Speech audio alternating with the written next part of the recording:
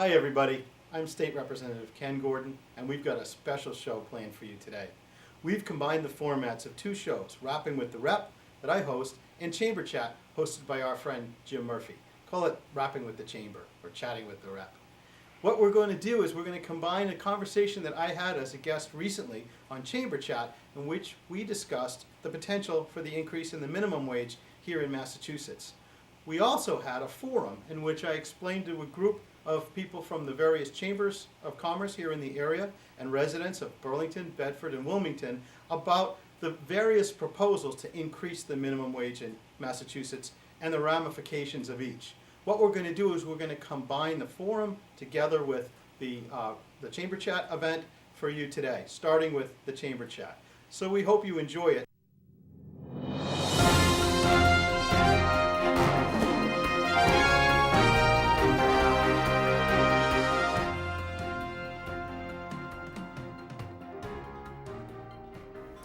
This is Chamber Chat, and I'm Jim Murphy. Today we're pleased to have State Representative Ken Gordon join us for today's show. Representative Gordon, welcome. Thank you very much, Jim. Good. Thank you for having me. Appreciate it. It's our pleasure. Now, I suspect many of our viewing audience have had a chance to see you either in the community or having a chance to view your own show, Rapping with a Rep. But for those who may not or may not know some of your background, I thought we'd start with as an introduction, to give a background. We know that you're in about 18 months into your first term, or 16 or 18 months into your first term as a state representative. And so you had a life before that, clearly. So let's tell us a bit about what you were doing prior to taking the legislative role. Well, thank you very much. Prior to becoming a state rep, I was, or I guess chronologically going forward, I graduated from college with a degree in journalism, and I was a sports writer for about 7 or 8 years after that. I was working at the Boston Globe during college, and then I went to Florida. I worked at the Palm Beach Post, and I freelanced for the Sporting News and some other publications. And then I went to law school. I wrote some investigative pieces about agents and how they were involved with the University of Miami, which was the school I covered, among other things. And it took me to law school. I wanted to come back to Boston. I wanted to come back to Massachusetts. So I went to Suffolk, and I was rehired by the Globe to work as an editor, a copy editor. When I left, I became a lawyer, and I've been a lawyer for about 24 years now. For the past 12 years, I've been an employment lawyer. I specialize in employment issues, and I also do issues between businesses. Commercial litigation is what it's called. So I focus on those two areas. And as you said, about a year and a half ago, I decided to run for state rep, and I was successful. The people from the district supported my candidacy, and I've been delighted that they've also supported me as I've become the state rep for Burlington, for Bedford, and Precinct 3 in Wilmington. It's been a great experience. Now, in some of our audience are familiar with employment law and labor law, but there's a distinction between the practice of those somewhat. Right. So can you just tell us a bit about what distinguishes an employment lawyer from a labor lawyer? I know there's some overlap at times. Right. By and large, a labor lawyer is involved in union issues.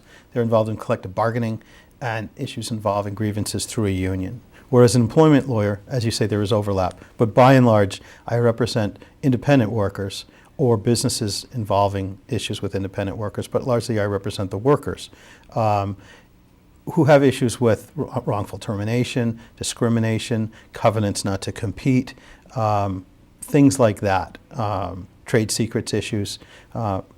I started off doing that about 12 years ago, representing almost exclusively employees. But as time went on, many times that employee will have a new employer. That new employer finds out about the work that I did, or sometimes was involved with the work that I did, as in a covenant not to compete case, and I end up being hired by that employer. So at this point, I've got a little mix of, or somewhat of a mix of employer and employees dealing with the non-union issues.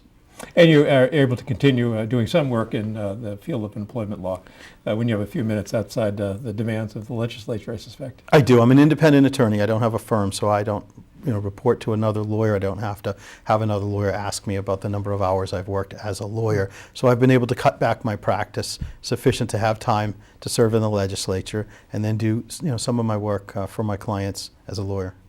And so you reside in Bedford, and you have a family? I do. I have an 11-year-old son named Brandon. He's wonderful. And my wife, Brina, and I have been married a little longer than that, 12 years. And we love it. We love it in the district. I moved to Bedford right out of law school in 1990. And it was one of the best decisions that I ever made.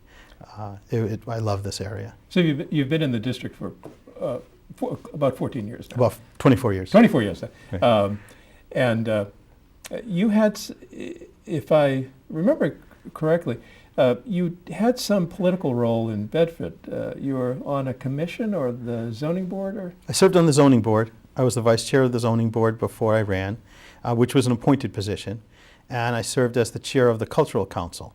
So I had never run for an office since maybe student council in high school before I ran for state rep. But I've been involved with town issues because, first of all, I want to contribute back to the community that has given me so much. I've gotten so much out of living in this community. So I wanted to do that to the extent that I had the time, and I did. And I was interested in politics, just helping other candidates. I hadn't run myself. I was working with Mike Barrett's campaign. Mike Barrett is now the state senator serving in the 3rd Middlesex District. That includes Bedford. When this opened, when Charlie Murphy said he wasn't running for re-election, eventually I looked into it and ran for the spot. So that, moving from an appointed position on the ZBA in Bedford, and working with the Cultural Council in Bedford and supporting political campaigns like Barrett, it still seems to me a bit of a leap to then jump in the fray for the first time, really, right? And going for a state representative. So what were some of the elements in the decision to make a move that's very significant from being a full-time employment lawyer, very involved in the community of Bedford and doing many other things to support the community too, taking on what some might view, particularly in these days, a really quite challenging and daunting task. Right. You know what, Jim, this is an important job, and I looked at it that way. It's important who represents us in the legislature. And we're fortunate that we have Ken Donnelly, who represents Burlington in the Senate, and Bedford now has Mike Barrett. And so it was important to me to find a candidate that would work hard but work efficiently, to take account how to get things done in the legislature in an appropriate way, and fight for the values that I find important, working for working people, working for people that need help, but doing it in a reasonable way that, again, looks at all sides of an issue and listens when it comes to learning about all sides of an issue. So I did it because it's an important job, and I knew that I felt that I could do it, and now having done it for 18 months, I do believe I can do it, and I have been doing it. And so when it became open, I wanted to do it because I wanted to fill that role for this district, protecting the things that are important to this district and also things that are important to this Commonwealth. And I know you've been very visible and very involved within the community. Full disclosure, Representative Gordon has been a great friend of not only the community but also the Chamber of Commerce, a great proponent of the Chamber and the business community, and also challenges us on some issues to help sort of broaden our perspective on what are some of the implications of the things that we're considering.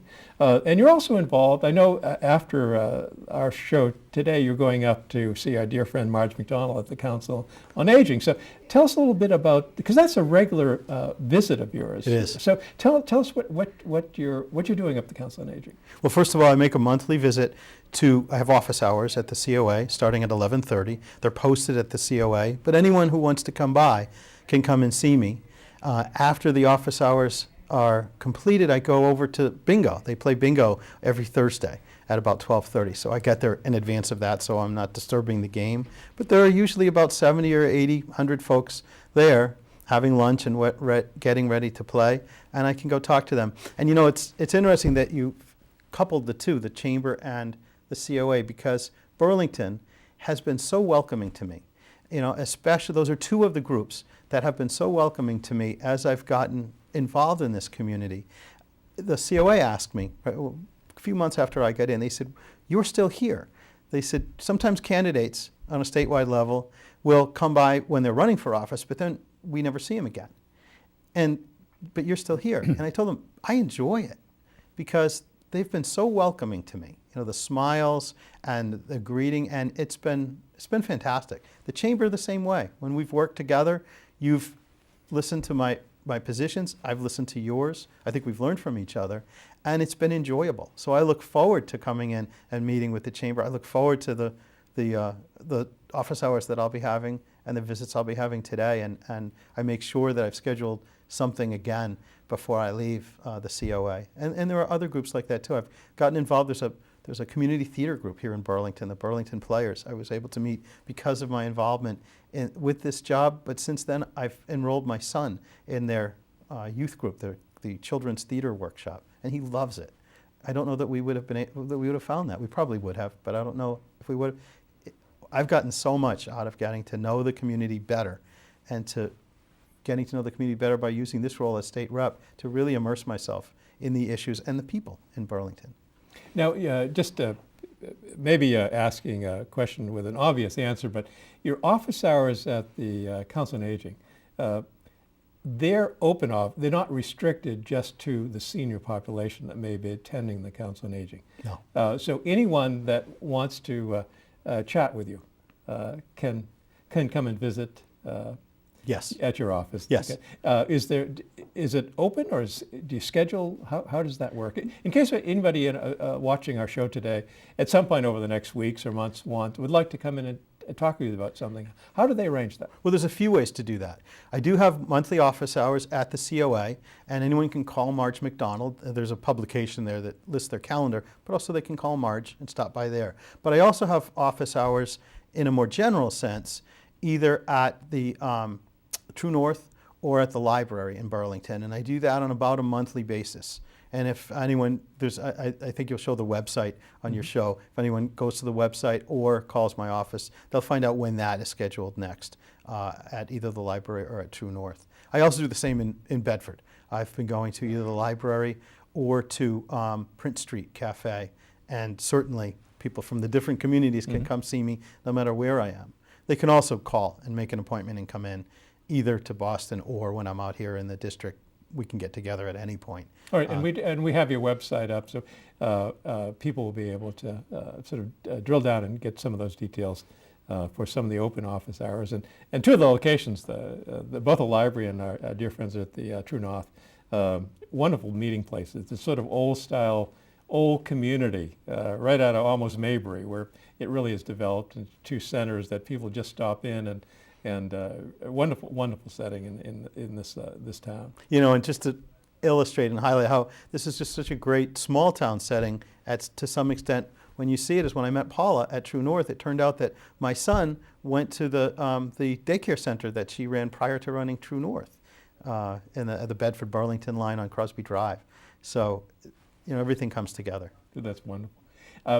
So, as you are approaching, really probably more quickly than you want, the end of your second year in your first term, what are some of the things that you've really identified as key issues that you, as our representative, both for the communities and also for the Commonwealth, that really have piqued your interest, and the things that you find most important for you to be able to utilize your considerable talents to effect? Well, one of the things I've been fortunate enough to be in a position to help with and to work on is the transportation issue that really plagues our district. And one of the ways I've been doing that is getting involved with Middlesex 3, which you're involved with as well. It's a great consortium of 5 communities going up Middlesex, Turnpike, Burlington, Bedford, Chelmsford, Billerica, and Lowell. And as a state rep, where I represent more than one of those communities, I have a place that, I have something that I can add to that. We can be involved with the state in addressing some of those transportation needs. And I know that you know full well, and the Chamber knows full well, that we're a growing community here in Burlington. We're going to ribbon cuttings all the time, and I take great pride in that. People are coming here because of the educated workforce that we have to offer at every level of their company's needs. Some of the high-tech companies can get people that are coming out of MIT or Harvard, and then out of the community college, out of Middlesex, and then out of our technical schools and our high schools. So we have this great educated workforce, but their problem, and you know it as well as I do, is getting their employees out to Bedford and Burlington. It's getting employees, especially the young people who want to live in Cambridge and Boston and Somerville, and they don't necessarily want a car because there's no place to put a car in the communities where they're living. So they want to be able to get out here, and these are the issues that Middlesex 3 is addressing, that I've been helping with and will continue to do, because there are some answers that we can address now, such as a public-private partnership to bring some of the shuttle services up from Alewife. And then there are more long-term solutions, such as straightening out our roads and addressing perhaps a better public transportation network to come up along maybe Route 2 or 128 to address some of this, so that we can continue to grow and continue to be part of the greater Boston business community as we're along that route, and continue in that link. So that's been something I've been working with and been really happy to be in a position to do. Address the traffic. You know, we talk about the needs of our business community, but that also addresses the needs of our residents, because as we get cars off the road, it will address our traffic needs, because we who live here also have to, we adjust our lifestyle to rush hour traffic and how long it takes to get to somewhere. So we're leaving our homes that much sooner. And either we need all that time because we're stuck in traffic, or we end up getting somewhere very early because there wasn't traffic that day, but we always have to plan for that, Yeah. So it affects us in so many ways. So that's one thing. And then we can talk about the minimum wage issue that we've gotten together with. We just had a forum that we televised, and it'll be shown here on BCAT as well. On the minimum wage issue, as an employment lawyer, I've dealt with the issues of affecting working people for the last dozen years of my legal career. And when I got to the legislature, I realized quickly that raising the minimum wage would be one of the important issues of this first term. And I knew as a freshman, or I was led to believe that as a freshman, my role may not be as significant as other representatives' roles. But that changed immediately. I met with Tom Conroy, the House Chair of the committee that I was assigned to, which was Labor and Workforce Development. I was assigned there because the Speaker knew that I had something to contribute to that committee. So when I met with Tom, I told him what my background was. I told him I wanted to help, and he took me up on that. So for the past several months, as we've been putting together the minimum wage bill, and as we've been putting together the unemployment insurance reform bill and other bills, he's reached out to me and I've reached out to him. And I've worked with Tom, with the committee, and frankly with the Secretary of Labor and Workforce Development in the executive office of the governor to put together the best bills that we felt we could bring. And they've been now brought through the floor and they've gone to conference committee. So I feel thrilled that I've been able to contribute in that way and make a difference.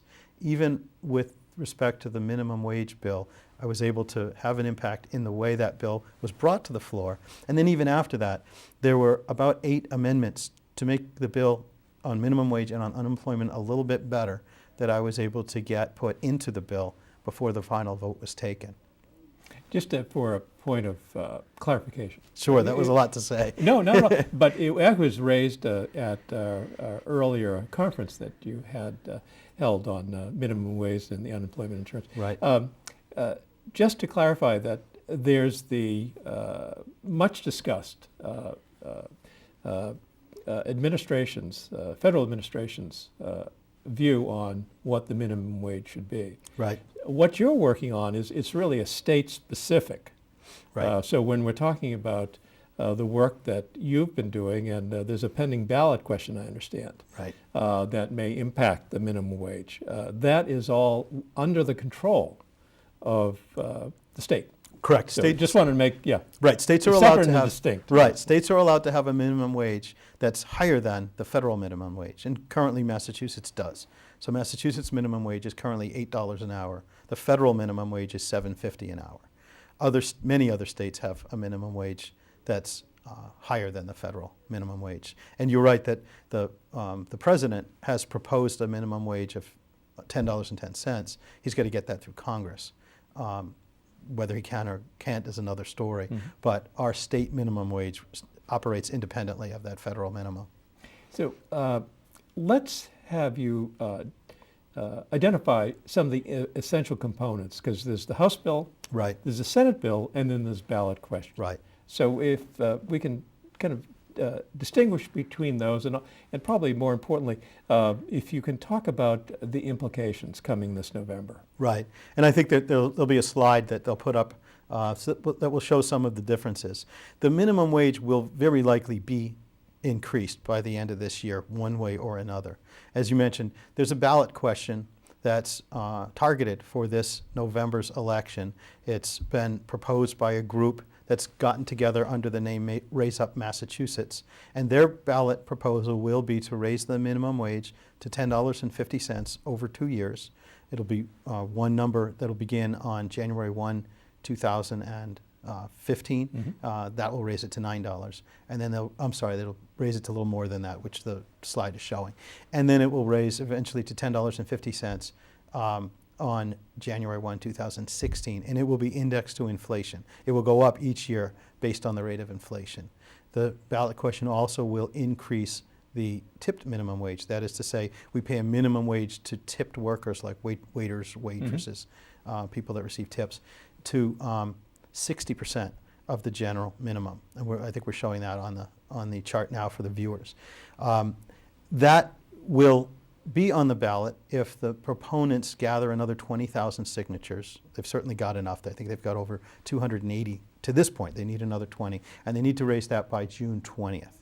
So we can expect that will be on the ballot unless there's some reason for the proponents not to put it there. The legislature has tried to handle the increase in the minimum wage in one of two ways. The Senate in November passed a bill that will increase the minimum wage to $11 an hour over 3 years.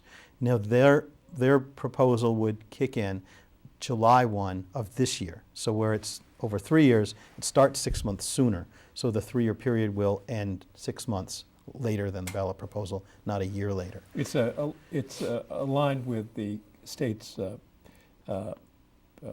budget cycle. The fiscal July year. 1st. Yeah, the fiscal That's right. year. That's right. So it starts with the next fiscal year. That would go to $11, and that would be indexed as well to inflation.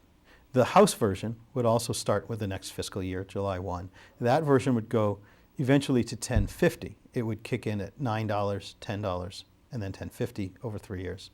And that would not be indexed to inflation. So those are the proposals. The Senate version would go, the tipped minimum would go 50% of the general minimum, and the House version would go to $3.75. It would not be indexed because the minimum isn't indexed on the House version. So what happens now is that the House and Senate versions go to a conference committee where the 6 members of that committee get together and they try to hammer out a compromise that they can support and then bring back to the House and back to the Senate, where it's voted on without amendment, meaning it's either a yes or a no. If they vote on that after they've received the recommendation of the committee, then it goes to the governor for signature. And for some of our viewing audience that may not be operating a small business, correct me if sort of the metaphor is not apt, but people have mortgages. And so when you have a mortgage, you can have fixed or variable. Right. So the House version is a fixed rate, meaning it will increase, but it's a fixed amount, Right. where the Senate's version is variable rate. And if you take a mortgage, there's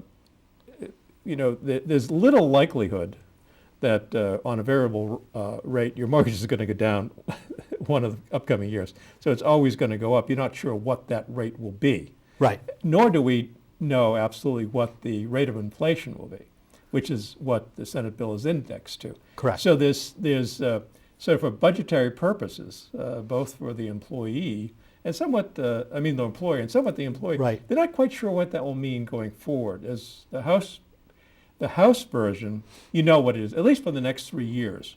Right. You know what the minimum is, so people can budget appropriately both as an employee and employer. Right. Is that accurate? Yes, Yeah. yes. Employers, especially in this area, when I've spoken with them, what they're looking for is predictability. And so the House version would offer more predictability because it's not tied to anything. The problem and the issue with indexing to inflation is that while we can't predict inflation because it changes over time, we certainly can look into the past and see how it's generally gone. And over the last 100 years or so, the rate of inflation is generally about 3%. It's been about 2.5% the last few years. So we can at least, the past sometimes is a way to look at the future, and we can at least look at that. But the tie to inflation is interesting because from the workers' point of view, what they're saying is, look, inflation at 2 or 3% causes that minimum wage to be eaten away almost the day after you pass it. If the minimum wage of $8 was tied to inflation when it went into effect in '09, it would now be $11.25. So they're saying all we want to do is have our buying power keep up and not have to come back to the legislature every few years to ask for more money. Certainly what businesses are saying is that, well, we understand that this will probably happen again, but at least we can predict our future commitment, because at least we'll know that it's happening as they are now. So, and businesses, that's what they're saying, is that the lack of predictability is what concerns us most. So, there's an argument for both sides. Mm-hmm. And then the third component of this is the ballot question. Right. And so what will happen there is that the proponents of the ballot realize that they're polling very well. In fact, there was a poll that just came out this week. It was focused on the 6th congressional district, which is the one where Burlington sits. And it showed that by about, I think it's 12% margin, there's, the ballot is polling favorably. Across the state, I've heard that it's polling about 70% favorable. And that would make sense because when you look at the makeup of the 6th congressional district compared with places like Boston and Worcester County, Suffolk County, there are more minimum wage workers there, so there may be more support for the bill there. So that might make sense that it's polling that strongly. So the proponents of the ballot question are pretty confident that they can get that through. And so from the point of view of businesses, I think they would look at, well, if the legislature does less, does that cause the proponents of the ballot question to be more committed to bringing that forward, confident that it will pass? Whereas if the legislature, in fact, comes closer, they'll have a tougher time because they've got to now talk to the voters on detail rather than on the overall concept. So the discussion and the all of the three proposed minimum wage has raised some discussion and some concerns, particularly amongst the small business owners. Right. But given that it's really a fait accompli, meaning that something's going to come by January 2015, right, if not before. It's a matter of what's the least, what's the most palatable? What's what's perceptually causes the least harm to the businesses? And it might seem that the ballot question may have the largest negative impact on the small business owner. Is that fair to say? Or? There's certainly more risk. And risk on the... And I want to be careful in answering the question. Remember that there are workers out there who are making, currently, if they're making minimum wage, they're making $16,040 a year, and they're qualifying based on one full-time job for things like nutritional assistance, SNAP benefits. They qualify for housing assistance. So from the point of view of the workers now, there's an equation here that we're looking at. From the point of view of someone paying those salaries, certainly avoiding the lack of predictability, I would think would be very important for them. From the point of view of the workers, they're saying that losing that indexing is very important to them because, again, they're going to see their buying power erode pretty quickly.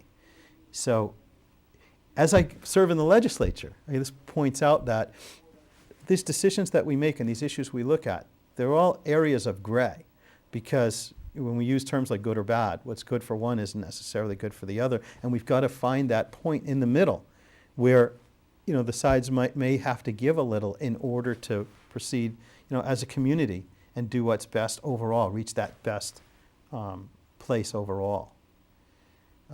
So in answer to your question then, currently currently the proposal of the House, which doesn't index, would provide the most predictability, which I think is what businesses would value, you know. And so when I speak to small business and they talk to me even about, well, it's hard for us to afford the increase from $8 to $10.50 over 3 years, you know, of course they've got to remember that if we don't address that as a legislature, it is quite likely that they'll be looking at the $10.50 through the ballot tied to inflation. And the 1050 would be coming more quickly than the House version would. Right. Because Right. it's, it's a 6-month It would be 6 months variance, sooner. but yeah. Right, Yeah, 6 yeah. months sooner, and the middle bump would be a little bit more Yeah. than the bump from the legislature, from both the House and the Senate. That's right. Well, we're about out, time has passed very quickly. That was quick, it Yes. was. So, again, thank you for coming on our show, and we'll look forward to, you'll be continuing this through your own show, Rapping with the Rep, updates on this I will. and other legislative initiatives as other things that affect our greater Burlington community. Yeah, but I'd love to come back to the chamber chat. This was fun. Good, we shall do Do that. Good. Thank you very Good. much, Jim. Appreciate it. Representative, thank you. Thank you. And we'll see you next time. So that was the conversation that Jim Murphy and I had on Chamber Chat. And now let's get into the presentation that was given to the members of the Chamber of Commerce and the residents of the district about the increase in the minimum wage in Massachusetts. So, my pleasure to introduce State Representative Ken Gordon. Thank you, everyone. Thank you for coming early this morning on school vacation week. I know it's a little tough, but I appreciate your attendance. I am Representative Ken Gordon. I represent the 21st Middlesex District, which is Burlington, Bedford, and Precinct 3 in Wilmington. I am also an employment lawyer. I've been an employment lawyer for 12 years of my 24-year legal career. So I was very fortunate in that in my first term as a state rep, we took on the issue of increasing the minimum wage in Massachusetts, which is something that I'm quite familiar with from my current career and the career that I've been engaged in for the past 24 years. So I could help out. So I was involved in helping with the drafting of the bill that made its way to the House floor. I also was involved directly or indirectly with about 8 amendments that were incorporated into the final bill. So this is something that I can talk to you about, something that I know, and answer your questions.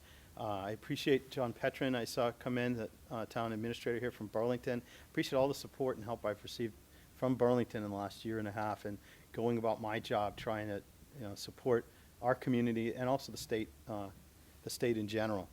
I also sit on the Joint Committee on Labor and Workforce Development, which is the committee that this bill, where we took testimony, we heard from this bill. It didn't ultimately go through this bill because of some procedural glitches, but we had the hearing on it, and I attended that hearing, and I can talk to you a little bit about some of the testimony that we took in forming what went into the bill.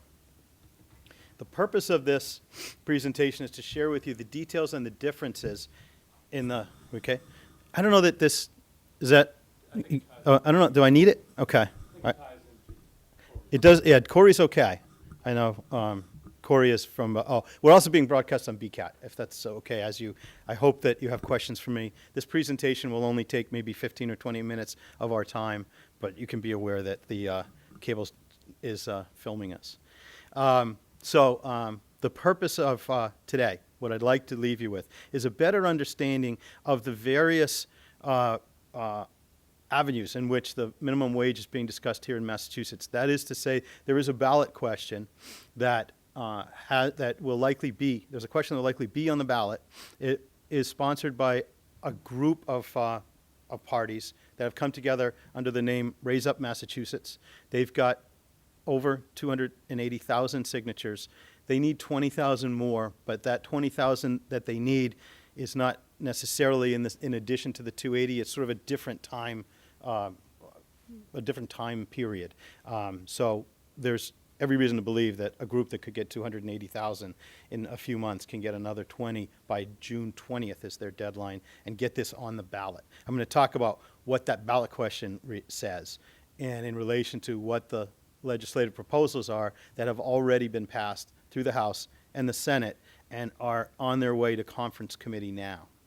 Before I do that, let me give you an understanding of why it is that we're here talking about the minimum wage in Massachusetts. Now, as a state representative, what we're talking about is raising Massachusetts minimum wage. Some of you have heard in the news a lot of discussion about President Obama, and he's talked about raising the federal minimum wage to $10.10. That's something that he's got to get through Congress. And as we also know from hearing, it's very difficult to get Congress to pass legislation these days. I don't know that that will get passed. This talk that I'm giving is focused on Massachusetts attempts. States can have a minimum wage, and many do have a minimum wage that's higher than the federal minimum wage. We just can't go lower than the federal minimum wage. And Massachusetts currently has an $8 minimum wage. The federal government has a $7.50 minimum wage. So what we're talking about is increasing that $8 minimum, whether or not the federal government increases from its $7.50 level. Here's a slide showing that ballot question that I just talked about. There was an Emerson College poll that just came out, 4/11, so that was last week, that shows that in the 6th congressional district, that's the district that Burlington is in, that's John Tierney's district, the polling shows 50 to 38%, 12-point support for the ballot question. If it gets there, that would increase the minimum wage to $11 an hour over 2 years and tie it to inflation.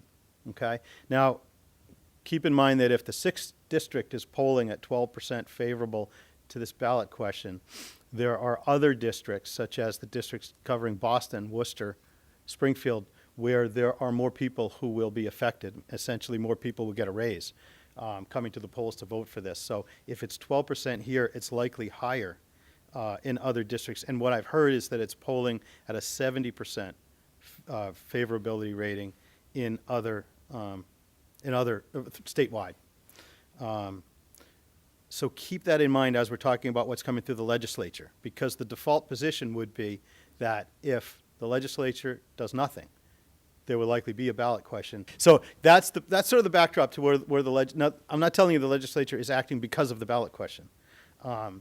It's just that these two tracks are going on. Okay. Okay, there we go. It's not hard to understand why. This graph shows the cumulative effect of the last 100 years. It shows the cumulative effect of inflation for the last 100 years. During the first 60 years, we fought 2 world wars, the Korean and Vietnam Wars, and survived the Great Depression.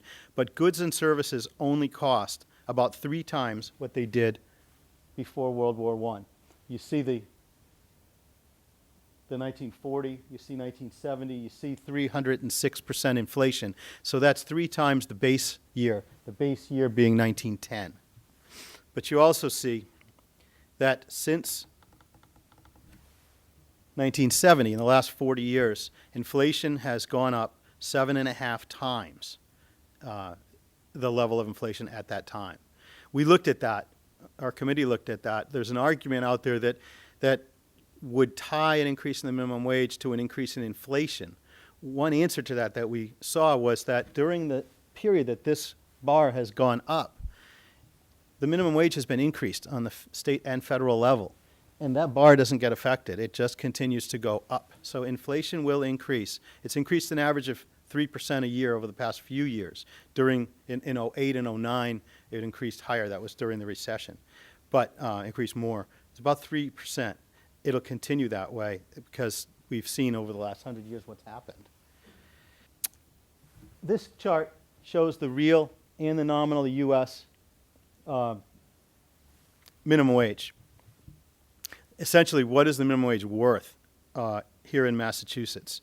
The minimum wage reached its peak in buying power in 1969 at $10.72. As inflation continues to increase the buying power of wages in general, but the minimum wage, because it stays stagnant unless we increase it, it continues to erode. The last time Massachusetts increased the minimum wage was effectively 2009. It was increased in 2007, but just as our proposal now, it comes in stages. So the last increase was the last 50-cent increase that happened in 2009. We're going to talk about the inflationary effect of that, but if that was tied to the rate of inflation, it would currently be $11.25. So that $8 in 2009 buys the equivalent of, or would have gone the other way, would have been $11.25 in today's, today's inflation. This again shows Massachusetts declining buying power. The $10.72 value of $8 in what would have been, and in 1968, just continues to go down. And that's why workers have a level of frustration as to what their money buys, and why there's support for the ballot question from among the 500,000 people who would be affected by an increase in the minimum wage. That is to say, you take the people that are making minimum wage and you add to that the people making between $8 and $10. So let's say hypothetically it was raised to $10. All those people in the middle making $9, $9.50, $10, and essentially $10.50 even would all be affected by an increase in the minimum wage. There would be 500,000 people in Massachusetts in that category. This is an interesting chart I found. This shows, it ties production to prosperity, which is to say this. The top line shows productivity, shows if you, from a mathematical perspective, if you take what did the labor, what result came from that labor, what were the profits made from someone's labor, and that's their productivity level, okay?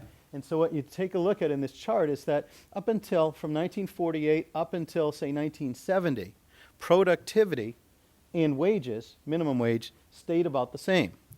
So the value of someone's work and what they were paid basically carried the same line. However, since 1970, and that's when we saw that rate of inflation start to skyrocket up, what it meant was productivity continued to rise while the minimum wage, that $7.25 is the federal minimum wage, that stays the same. And so there's a giant gap between productivity now and the minimum wage.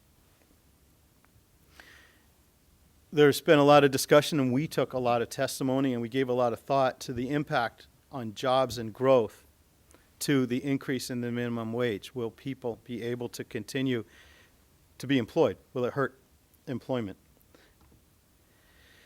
This chart compares the annual job growth of two groups of states. Those in the light green have minimum wages at the federal minimum. Those in the dark green have minimum wages above the federal minimum.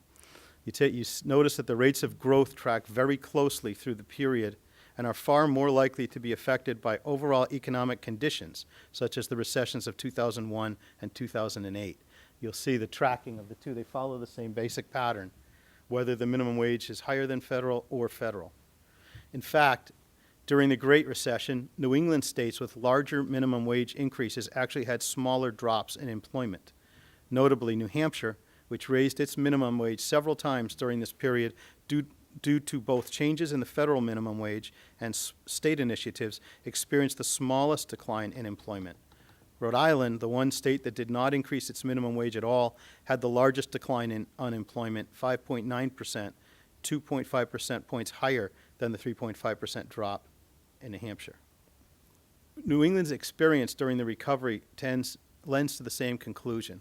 Looking at the relationship between the actual value of each state's minimum wage and the extent to which job growth has recovered since the end of the recession in June of 2009, likewise suggests that the higher minimum wages have not impeded job growth. Here we see that Massachusetts, Connecticut, and Vermont, with the highest minimum wage levels, also had the highest job growth. And that brings us to the alternatives that are being considered here in Massachusetts. What will the minimum wage look like next year?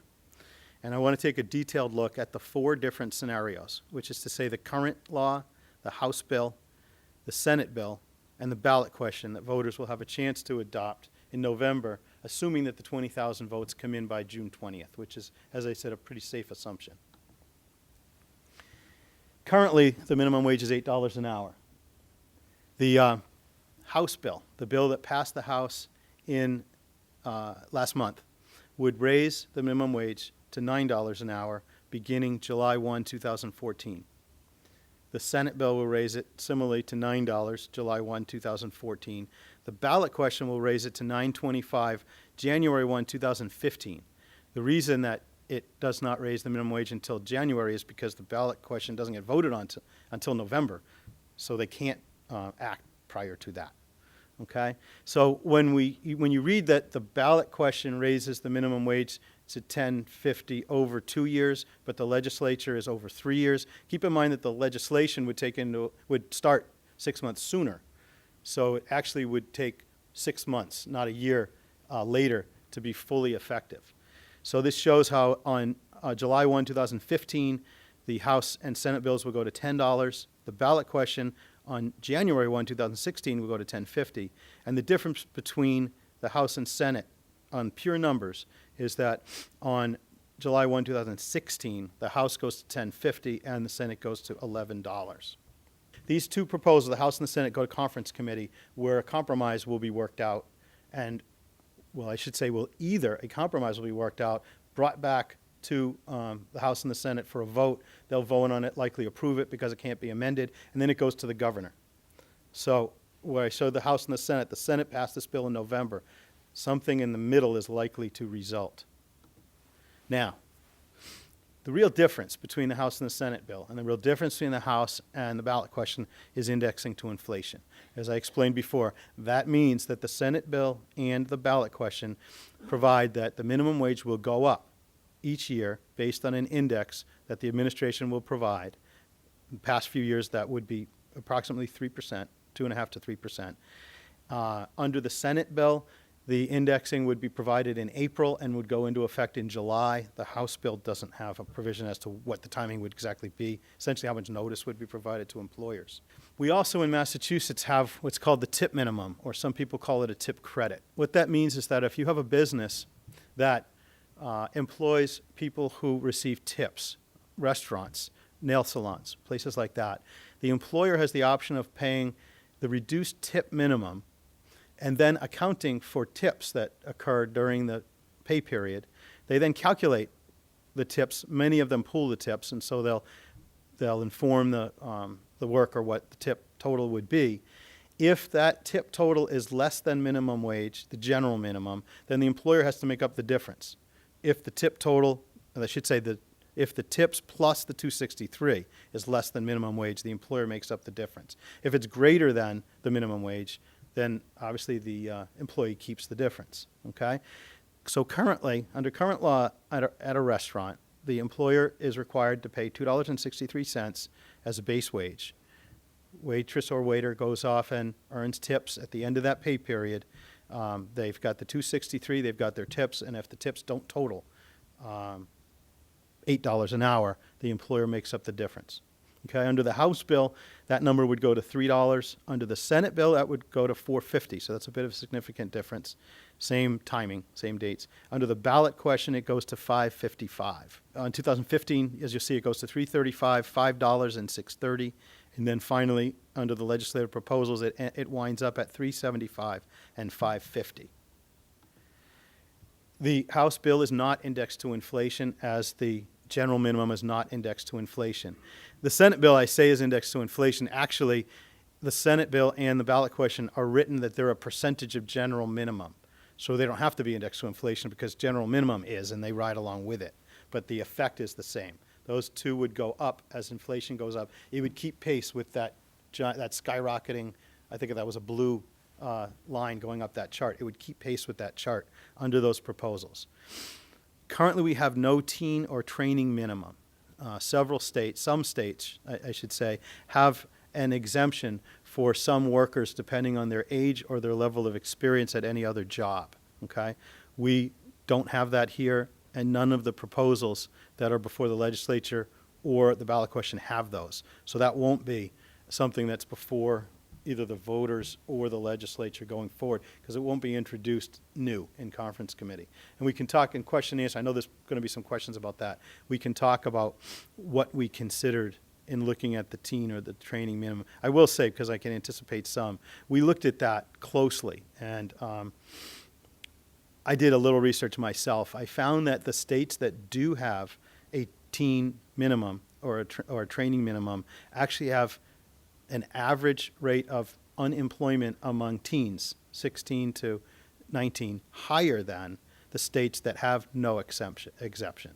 So there's no real correlation between unemployment of teens and teen minimum. It's not the $2 or the $1 that's stopping people from hiring teens. What I found is what's affecting teen employment most is our overall economy and interest rates. Many seniors who have put away their money for retirement get to retirement, and the rates of return that they were getting 10 years ago have now gone down to 1% or less, and they're working. And they're working at jobs like Walmart and Home Depot and places like that, and these are jobs teens would have had. But they're forced back into the workforce, working minimum wage jobs, which is unfortunate in a sense for both the teens and the seniors. But there are fewer opportunities for teens for that reason. There are also fewer opportunities for teens because we see a lot of automation, especially in the last 10 years, through scanners and through computer software taking the place of workers. But again, I'm happy to go back to that and anything else as soon as we get through the presentation. Now, I put this in because this was the amendment that I personally sponsored, and so I'm a little proud of it.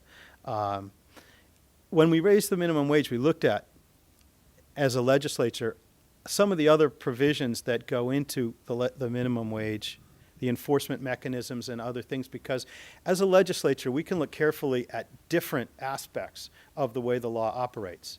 The ballot question has as its goal to increase the minimum wage for tipped workers and for general workers, and our bill certainly has that as well. One of the things I looked at was that we have very little mechanism so that workers who are receiving the minimum wage can enforce their right to that minimum wage. This is especially important when we're looking at those tipped workers, because we're really fighting for the battleground on the tip workers is that a lot of the businesses say, look, as long as we have to pay the difference between the tip minimum and the general minimum, then what difference does it make? They get it anyway. So if it's $263 or $350 or $450, they're entitled to $1050 if it's $1050. So what's the difference? One big difference is this. If someone's making minimum wage, they have 2 years to bring a claim to court to say they're not getting their wages. If they're not getting minimum, they get 3 years. I can't explain why that is, but under the minimum wage statute, the statute of limitations is 2 years. It sounds like a lot of time, but there's another caveat to that, and that's that a worker making minimum wage has to bring their claim to the Attorney General before they can go to court, and the statute of limitations doesn't end. That is, the amount of time you have to bring your claim to court doesn't end when you go to the Attorney General. The Attorney General can take more than a year to look at a claim before they pass it back to the claimant and say, okay, you can go to court now. Because if it's an individual, they're generally going to say you can go to court now. They're not going to spend their resources, their limited resources on one person. They're going to spend their resources when you've got a company with 100 or 200 people and not paying anyone on time or what they're due. The problem with a 2-year statute of limitations, you can imagine, is if the Attorney General has a claim for a year of it and you don't figure it out until 9 or 10 months into it or a year into it, you've lost your rights to court altogether. So one thing that concerns me is that tipped worker that just may have a right to go to court and collect the difference between the tip minimum and the general minimum, if they really don't have a right to court because the statute of limitations doesn't give them enough time to do it, then it's useless to them. So at least I think we need to address that, and I did through an amendment that I sponsored, and the amendment is in the bill. So this is in the House version, and I hope it survives the Senate version. It makes sense and should. Now, what the House did was it took a look at, okay, we're going to increase the minimum wage. The Speaker of the House decided let's do something that's going to help small business, especially small business that doesn't lay that many people off. Let's do something that's going to help them pay for it. In fact, what was interesting to me was just in the last 2 days, Charlie Baker, who is the Republican nominee out of the convention for the governor, said that he was, as he put it, comfortable with the House version. And he said he wanted to see some credit being given to help small business pay for this. We had the same thought, in a sense, which was this. The unemployment insurance program here in Massachusetts, as in many other states, is in some trouble. The trouble is that since the recession in 2008, many states went to the federal government and had to borrow money to pay claims. Okay? We weren't in such a position, but the federal government, as part of its current budget, has said, look, if the states are going to come to us and ask us for money, and they've been providing that money interest-free, we'll do it. but we're not going to provide it interest-free anymore unless you meet certain benchmarks within your collection activity. We have a reserve where we're putting money in to pay these claims. And what the federal government says is, unless your reserve is sufficiently funded, we're not giving you interest-free money anymore. So now the states have an incentive to increase the funding, or at least keep it adequate within their trust funds, okay? What we've been doing in Massachusetts is what's called freezing the rate tables, which helps business because without freezing the rate tables, businesses are going to pay significantly more money in premiums for unemployment insurance.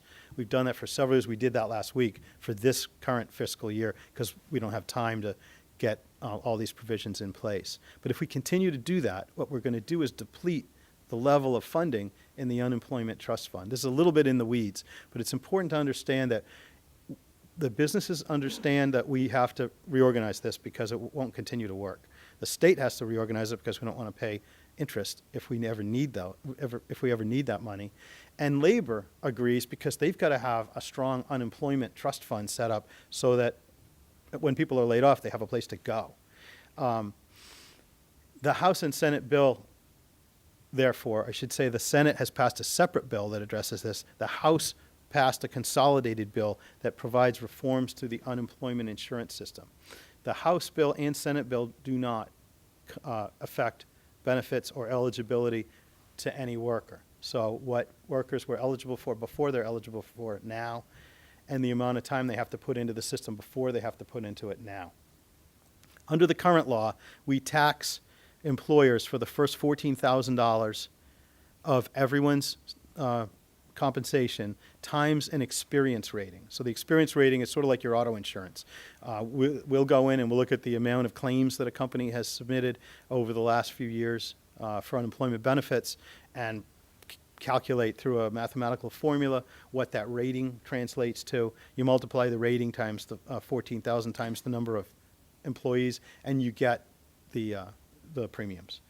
The House bill will increase what's called the taxable wage base, that's the TWB, to $15,000, increases it by $1,000 more, but it adjusts the tables so that actually what it does is it creates more columns into the table. I didn't show you the whole table, but where it goes from, I think, 7 columns, it'll go up several more, so that the first to the left, the columns where people have less experience, where they're not laying off that many people. Now, if you lay off even fewer people, you'll get an even lower rating, and therefore that multiplier number is even lower. So you're multiplying a lower number times 15. The result will be a lower premium.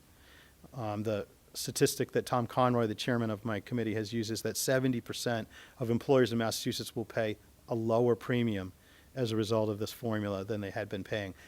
That should help to the extent that that employer is paying minimum wage. The Senate bill has a different formula. They raise the threshold, the taxable wage base, to $21,000, up from $14,000, and they have a different formula that they apply. It'll raise more money. The premiums will have a different effect on employers, and as I said, it'll go in as it is in conference committee. Some compromise will be worked out, likely between the two, or one side could insist on one and perhaps get a concession on a different part of this of the minimum wage bill or this bill. The House put another provision into its unemployment and minimum wage bill, so it threw something else in there called the Domestic Workers Bill of Rights. Just to mention it because it's there. Currently in Massachusetts, there's no statutory scheme that is directed at people who live in somebody's house and work there. That's generally nannies, people who care for disabled people, people who care for the elderly, where they have a room in the house. They're generally working 24/7. That doesn't mean they're at work 24/7, but they're present for work 24/7. They don't have a right to health care. They don't have a right to time off for health care. They don't have a right necessarily to go out and see their own family. They don't have a right if they lose their job without cause. That is to say, if they're caring for a child who gets old enough that they don't need them anymore, and an elderly person who passes away.